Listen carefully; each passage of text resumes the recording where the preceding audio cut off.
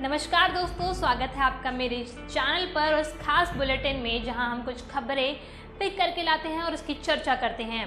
तो हर सुबह 10 बजे मेरा ये शो आपको मेरे इसी चैनल पर मिल जाएगा, तो इसलिए मेरे चैनल को सब्सक्राइब कर दीजिए और साथ में बेल आइकॉन भी दबा दीजिए ताकि हर सुबह 10 बजे आपको मेरे शो की नोटिफिकेशन मिल जाए। तो चलिए आज का ये शो शुरू करते हैं। हमारी आज की पहली स्टोरी है राम मंदिर अयोध्या से जुड़ी हुई। 5 अगस्त को अयोध्या में भूमि पूजन होना है, जिसमें प्रधानमंत्री नरेंद्र मोदी के पहुंचने की भी पूरी संभावनाएं हैं। परंतु उससे पहले 26 जुलाई को एक खबर आती है जो कि राम मंदिर के ट्रस्ट के एक सदस्य द्वारा कामेश्वर चौपाल के द्वारा दी जाती है, जिसमें वह कहते हैं कि राम मंदिर बनने से पहले उसकी ज़मीन के 20 फीट नीचे एक टाइम कैप्सूल रखा जाएगा, जिसमें मंदिर के इतिहास और भूगोल की जानकारी दर्ज होगी।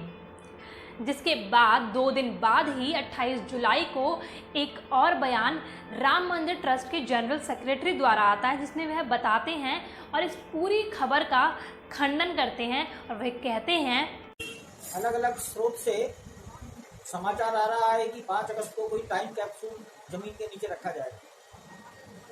यह समाचार गलत है, मनगढ़ंत है।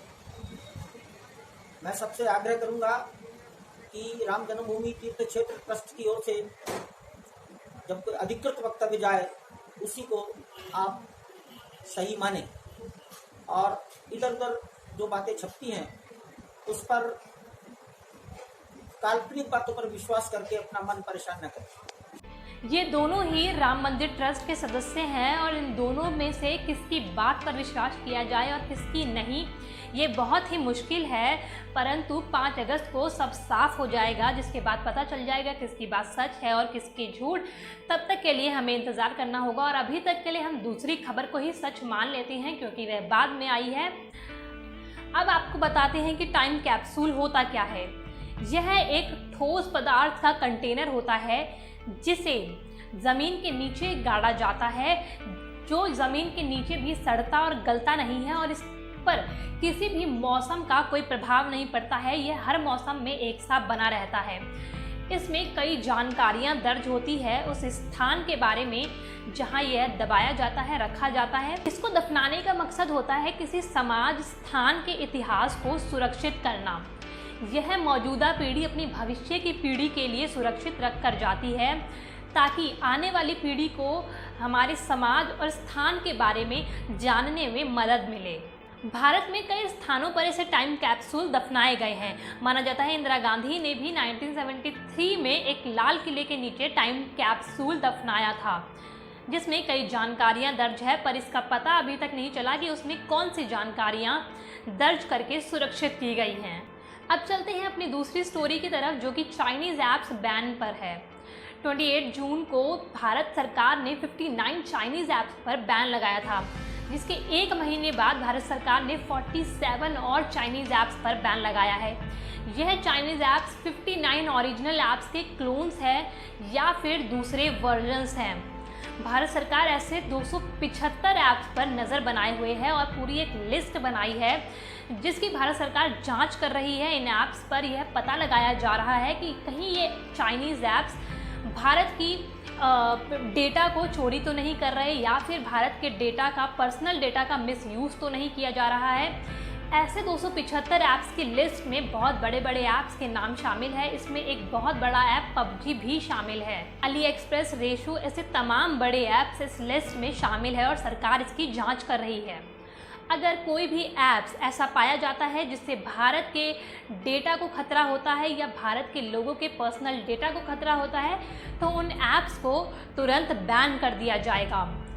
भारत सरकार ने 59 चाइनीज़ ऐप्स को भारत की सोवरेनिटी और इंटीग्रिटी को ध्यान में रखते हुए बैन किया था। Ministry of electronics and technology ने इन 59 चाइनीज़ बैंड ऐप्स की कंपनियों को 77 क्वेश्चंस भेजे हैं और इन क्वेश्चंस का जवाब इन बैंड ऐप्स की कंपनियों को देना होगा।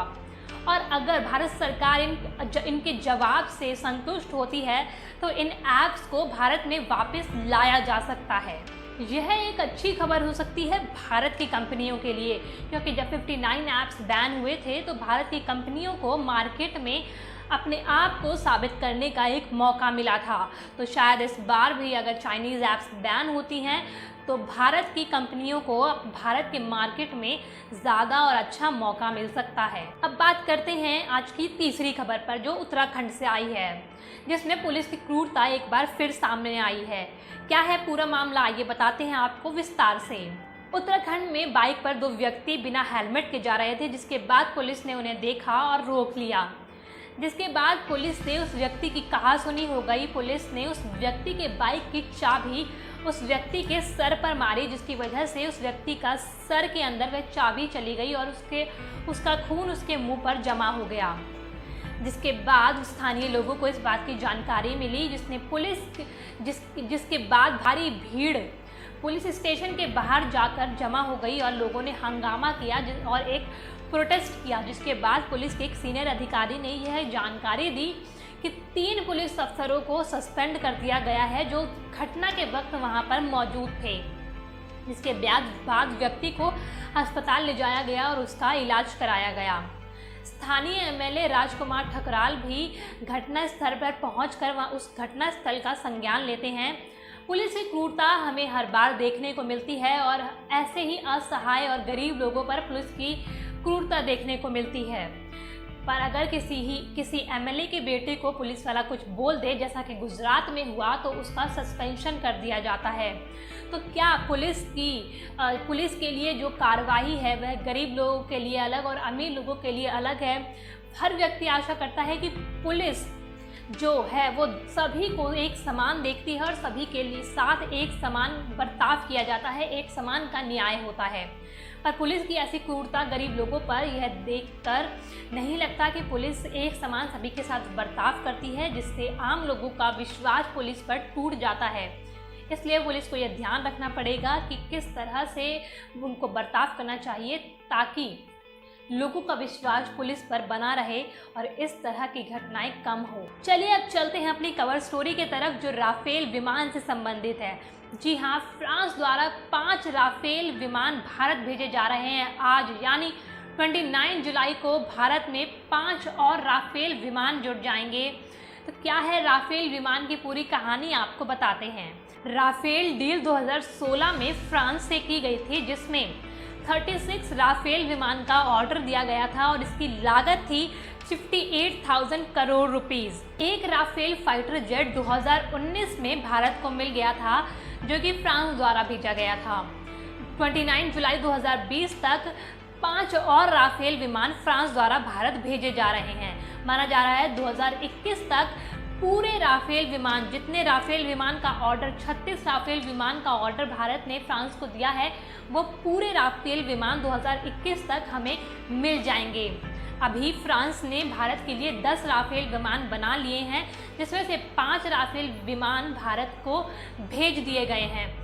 जब तक इन 5 राफेल विमान से हमारे पायलट्स ट्रेनिंग करेंगे और धीरे धीरे 5 और विमान भारत भेज दिए जाएंगे। राफेल को अंबाला एयरबेस में रखा जाएगा, जो कि हरियाणा में स्थित है और वहां से पाकिस्तान और चाइना की सीमा पास है। इस वजह से भी अंबाला एयरबेस में राफेल विमान को रखा जाएगा।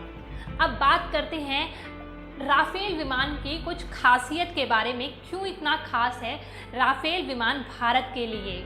राफेल का वजन 10 टन का है और इसमें पूरी मिसाइल लगने के बाद यह 25 टन का हो जाता है। हवा में ही फ्यूल भर सकता है राफेल विमान। 3 फ्यूल या ड्रॉप टैंक राफेल विमान में है। 4 तरह की मिसाइल लगाई जाती है राफेल विमान में, और कौन कौन सी है वो 4 मिसाइलें और क्या है उनकी ताकतें, आइए बताते हैं। पहली मिसाइल है स्कैल्प मिसाइल। यह मिसाइल बहुत ताकतवर बताई जा रही है और इसकी क्षमता 560 किलोमीटर है। मतलब यह 560 किलोमीटर दूरी से ही दुश्मन के ठिकानों को नष्ट कर सकती है, उन्हें निशाना बना सकती है। यह ऊपर से नीचे की तरफ मिसाइल छोड़ी जाती है। यह डीप क्रूशर मिसाइल होती है, जिसकी वजह से ये आसानी से रेडार की पकड़ में नहीं आती है। और यह एयर टू सरफेस मिसाइल होती है, यानी कि इसे ऊपर से नीचे की तरफ छोड़ा जाता है, नीचे के ठिकानों को, दुश्मन के ठिकानों को नष्ट करने के लिए। दूसरी मिसाइल है हैमर मिसाइल। इसकी क्षमता है 60 किलोमीटर और यह भी ऊपर से नीचे की तरफ आसानी से वार कर सकती है दुश्मनों के ठिकाने पर। तीसरी मिसाइल है मेटियोरा मिसाइल। यह मिसाइल एयर टू एयर वार करती है और इसकी क्षमता है 150 किलोमीटर। यह कोई भी सामने से दुश्मन की सामने से आ रही मिसाइल पर वार करती है और उसको नष्ट करने का काम करती है। चौथी मिसाइल है माइका मिसाइल। इसकी रेंज है 80 किलोमीटर और यह भी एयर टू एयर वार करती है। सामने से कोई दुश्मन की मिसाइल आ रही हो उस पर यह मिसाइल छोड़ी जाती है, उस मिसाइल को नष्ट करने के लिए इस मिसाइल का काम लिया जाता है। पाकिस्तान और चाइना के पास अभी तक ऐसी मिसाइलें नहीं हैं। चाइना के पास S-400 मिसाइल है परंतु उसकी क्षमता भी 300 किलोमीटर ही है, तो भारत के सामने वह मिसाइल शायद ही टिके। और पाकिस्तान के पास तो अभी तक ऐसी कोई भी मिसाइल नहीं है जो भारत के सामने टिके। और राफेल की स्कैल्प मिसाइल आने के बाद तो कोई सवाल ही नहीं उठता है कि भारत के सामने कोई मिसाइल टिके। और इस राफेल विमान के आने के बाद भारतीय वायुसेना की क्षमता और भी बढ़ जाएगी और भारत की वायुसेना और भी ताकतवर हो जाएगी, जिससे वह किसी भी सामने दुश्मन का सामना आसानी से कर पाएगी। जल्द ही भारतीय वायुसेना को पूरे 36 राफेल विमान मिल जाएंगे, जिसके बाद भारतीय वायुसेना और भी मजबूत हो जाएगी और भी निडरता से दुश्मन का सामना कर पाएगी।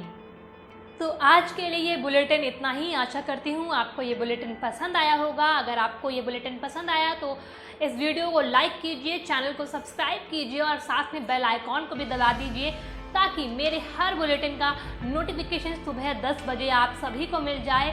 सुबह 10 बजे मेरा ये बुलेटिन शो आपको हमेशा मेरे चैनल पर देखने को मिलेगा। तो stay tuned and stay healthy, stay home. बाकी मिलते हैं नेक्स्ट बुलेटिन के साथ, तब तक के लिए नमस्कार।